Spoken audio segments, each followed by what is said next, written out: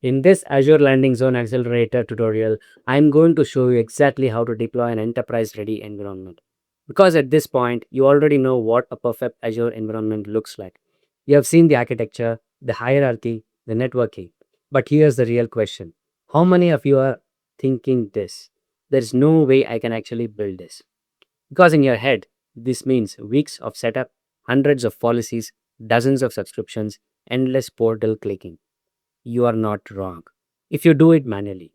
But what if I told you you could deploy an enterprise grade Azure Foundation in under an hour? This is where most architects hit a wall, and this is where everything changes. You don't build landing zones manually, you use the factory. What is the accelerator? The Azure Landing Zone Accelerator is not just a template, it's an opinionated deployment engine built by the engineers behind Microsoft Azure itself. And here's what that means in practice. It doesn't just deploy resources, it deploys decisions.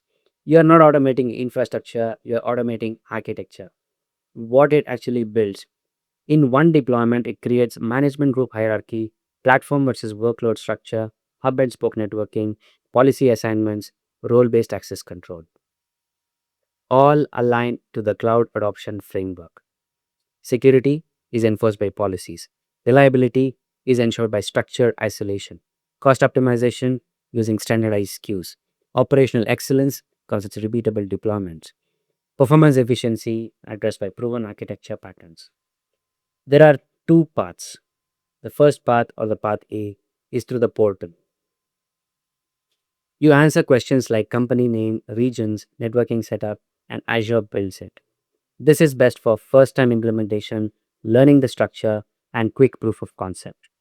And there is another path, path B, infrastructure as code, using Azure Landing Zone Bicep or Azure Landing Zone Terraform modules. This is where things get serious because now your entire cloud foundation lives in code.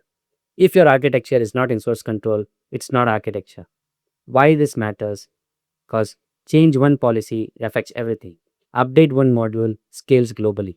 This is how enterprises operate. What are the gotchas? Where the factory breaks. Now, let's be clear. This is powerful, but it's not foolproof. These are the three places people crash every single time. Gotcha 1. The owner trap.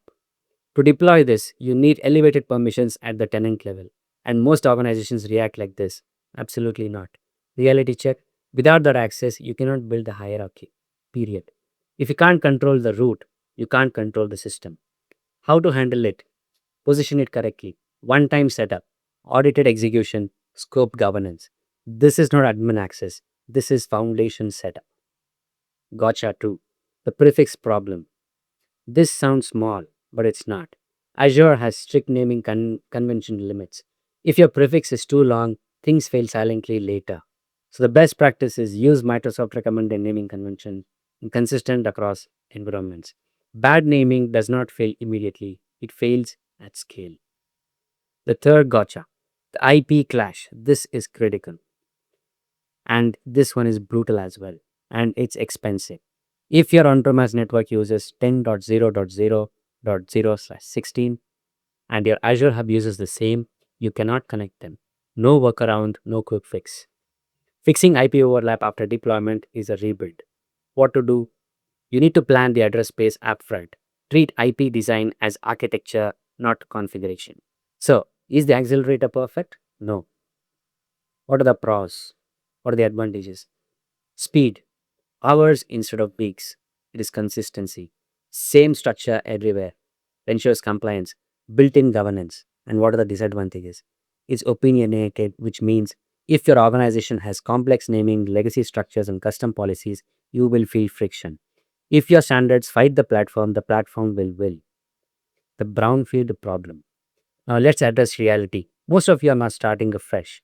You already have 10 plus subscriptions, inconsistent setups, unknown dependencies. You may be thinking, you can't just start over.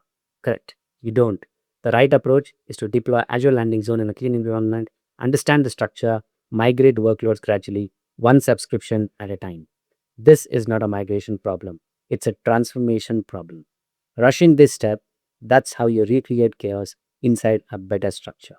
Now let's zoom out. Over these three videos, you have seen the chaos, the architecture, the automation, and this is the shift from reactive cloud management to engineered systems. You are no longer fixing environments, you are designing them. An Azure Landing Zone is not a project, it's a platform for everything that comes next. And the accelerator, that's how you start correctly. So, after you watch this, build it, spin up a sandbox, run the accelerator, break it, understand it, because once you see it working, you can't go back to manual cloud. Don't just deploy resources, deploy a system that scales with your vision. I'll see you in the next one.